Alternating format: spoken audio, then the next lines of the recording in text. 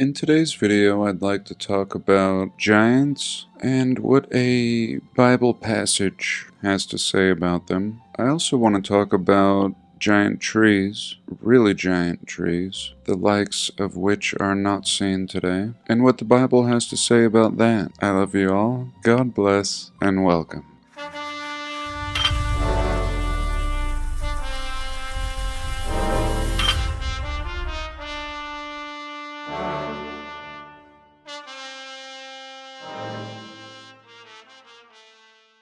So right now I'm looking at a picture of Coney Island, just one part, one of the many roller coasters around this elephant hotel. The Elephant Hotel has a strange history. Hotel turned brothel. There we go. And I thought we would just have one little peek at some Coney Island beachgoers. A cone. Coney Island.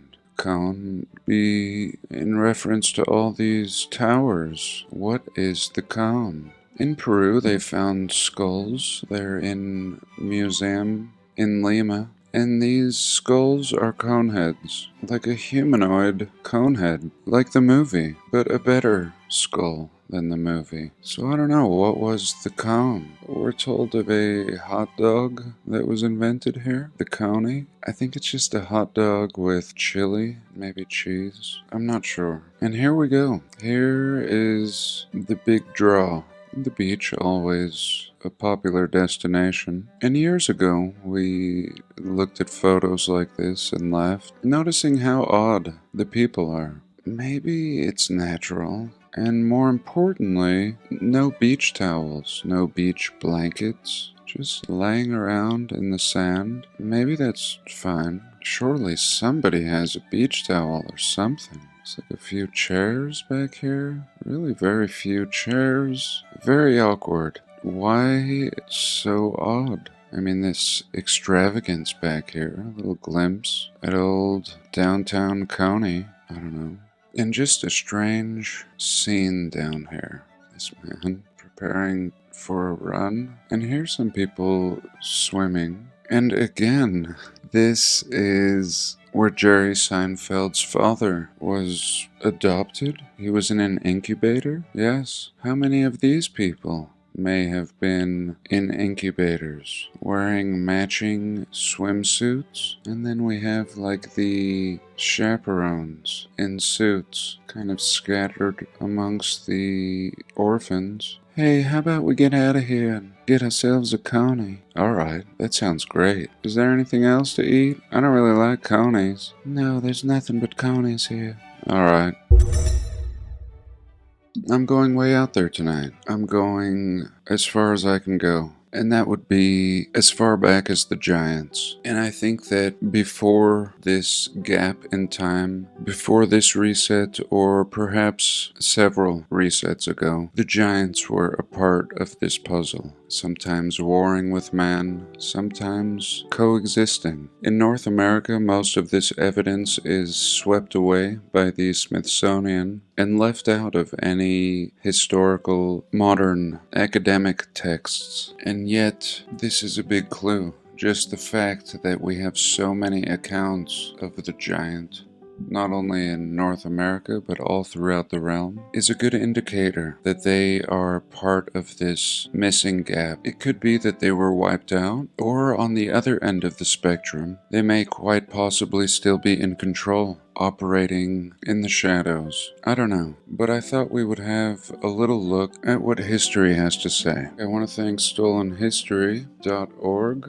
and we're going to glean their website. It's a great website. It's a community-based project where they initially post and then people can add their contributions. So again, shout out to them. And here we're going to use this to look at some of the writings by this Josiah Leslie Porter, an Irish minister in the 1800s. And we're going to look at this city of Bashan, an ancient biblical name situated in modern-day Syria. Its western part today is known as the Golan Heights. Golan sounding very much like Goliath, as in the story of David and Goliath, the giant that he took out with a stone. And in biblical times, this area was called Bashan. Here we can see it on a map, and I think this Mount Hermon is a ski resort. Sometimes in Genesis, giants are referred to as the Rephaim. The Rephaim can be described as an ancient race of giants in Iron Age Israel. And of course, in the Bible, it's over and over with these stories of giants warring with them, and what we can see is that they were thriving before biblical man comes along. What it seems like is there was a reset, and they're actually no longer thriving, similar to what we see with people today, or at least 100 years ago. Just picking up the pieces post-cataclysm. And it's like these giants have been thrust into a stone age. However, everything that we see predating this point is giant architecture. A great example is Baalbek, of course. Giant blockage, columns, archways, cornerstones, just beyond anything that a modern-sized human would conceive of building in such an early time period. But anyway, the book by this man, Josias Leslie Porter. The Giant Cities of Bashan, Syria's Holy Places. So here we go. This is the unknown past. I mean, it's known, but it's not known. The Golan Heights are more known for wars today. And here we have a book, The Giant Cities of Bashan, Holy Places. So again, we've discussed that the Jews were sent to this city, some spies, after the Lord told them to waltz into the city. And they came back and said, "We were as grasshoppers." And the Lord got upset with the people for not having faith. And here even confirming, most of them died out in an early time period. Some remained, such as Goliath, Sipai, and Lami, just to name a few. This man says, "I have traversed their streets. I have opened the doors of their houses. I have slept peacefully in their long deserted halls." One of these statues he sketched, and perhaps we'll look at that in a minute. "I have more than once entered a deserted city in the evening, taken possession of a comfortable house, and spent the night in peace.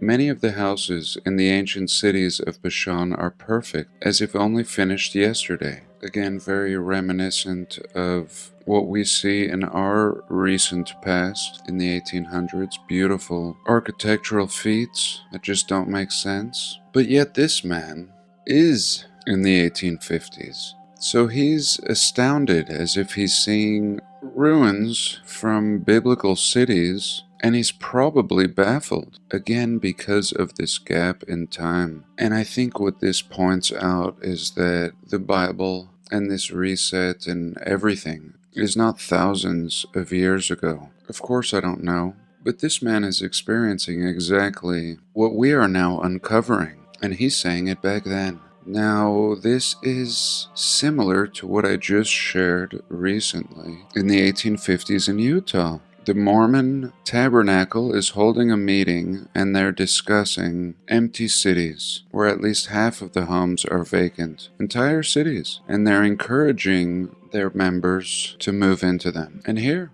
this man, Josias, an old priest, 1823 to 1889. Here's his book. Many of the houses in the ancient city are perfect, as if finished yesterday. The walls are sound, the roofs unbroken, the doors and even the window shutters are in place. And he's pleading, "I am relating sober facts. I am simply telling what I have seen. No frills here. How can we account for the preservation of ordinary dwellings in a land of ruins? If one of our modern English cities were deserted for a millennium, there would scarcely be a fragment of a wall standing." So he has no one to talk to about this. If he pushes it any further, he's gonna end up in an asylum. But here it is. All he could do was write about it. And all I can do is read it. He is discovering exactly what we are in this community in the 1800s. He's baffled. Cities that shouldn't be. And yet they are. And they date back to biblical giants. Here we go again. Their walls are 5 to 8 feet thick, built of large square blocks of basalt. Basalt, one of the hardest stones.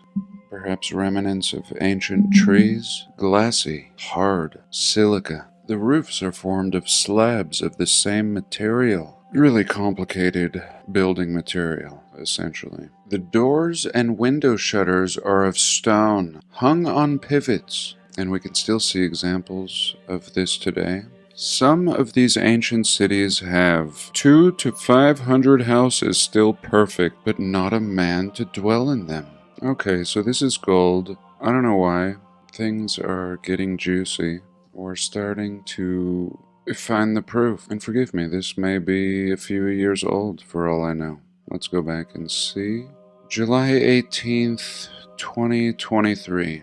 Okay, not too old, but sorry I'm late. An old book. And along with these 500 houses still in perfect condition without a man, I counted some 30 towns and villages dotting the surface of the vast plain. Many of them almost as perfect as when they were built. This reminds me of a video I made years ago on the abandoned cities throughout Europe, and they were selling homes for $1 just to get people to move there. Very, very similar. Over the years, we've experienced what seems like thousands of examples, and now this is just hammering it in. I mean, here we just have this old account now. This man would just jump right into our community and have a great YouTube channel. This priest. And most likely all this fell on deaf ears. But at least it's here. I'm sure the Smithsonian would like this book to disappear. Okay.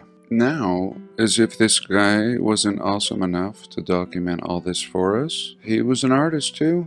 Here we go. Okay, so he said the walls were 5 to 8 feet thick. What does that remind you of? Star forts, cathedrals, everything great throughout the realm is built in this overkill fashion. Great pictures. Here's a temple in the abandoned city of giants. Totally Greco-Romanesque, superior stone blockage. The likes of Baalbek or the pyramids of Giza, for that matter. Here again, a scene looking like it's gone through hundreds of years. I mean, this arch has been blocked up, is what I'm saying. Just many stages of construction. Trees growing out of the walls. He did a great job. Moorish flares. Here again, looking like anything. What they would tell us is Roman, and yet he's capturing this in what is known historically as a city of giants in the Bible. Awesome. And again, the context, what we were reading above, and he's saying some of the houses are pristine. So here we go. I want to save one more little segment. Here we can see an example of one of those stone doors. 2 doors of stone on hinges, and really looking like a cooked out building. So awesome. Full stop. Okay. I feel so weird tonight. It is a full moon. Next, I want to go even further back than the giants, and I want to keep it biblical. I guess it's just the theme this week. This was inspired by a channel called Hangman 11 something. Anyway, shout out to him. Good man who specializes in ancient giant trees. And I struggle, and of course, always try to say I don't know. And ultimately, I believe in melted buildings and giant trees, and sometimes struggle to differentiate what I'm looking at. Today I want to show you 2 pictures of what I think are the remains of giant trees, and I want to read you this part in Ezekiel chapter 31. It came to pass in the 11th year, in the 3rd month, the Son of Man spoke to the Pharaoh king of Egypt. Behold, the Assyrian was a cedar in Lebanon with fair branches, and with a shadowing shroud, a high stature, and the top had thick boughs. The waters made him great. Essentially, if you haven't seen old biblical pictures of our realm, it's like there's this big tree in the center, and The realm operates like a pump, a perfect construct, pumping and circulating the waters throughout oil,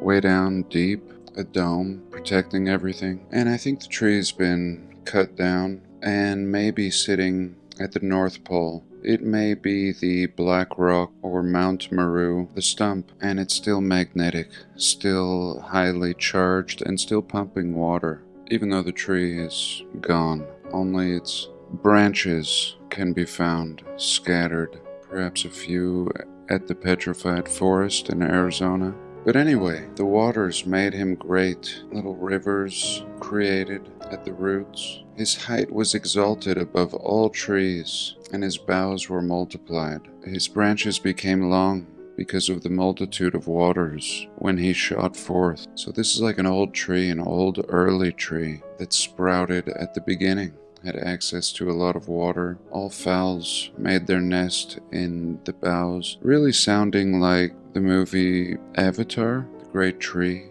And I think this movie is depicting the end of an era, something similar to what happened in reality. And this tree was not like any other tree. The chestnut, nor any other tree in the garden of God was like this tree, or as beautiful as this tree. It said all the trees envied this tree, really reminding me of the story of Satan being envious of Adam, not wanting to take the knee. It's really reminding me of George Washington in our early history, and the stupid story, chopping down a cherry tree. I believe the cherry tree is a symbol of Tartaria, and to this day we have a Tartarian cherry and cherry tree. Still a breed, and the cherries are tart. Anyway, I digress. So, a stranger comes, terrible stranger of nations, and cuts this tree. And upon the mountains and all the valleys his branches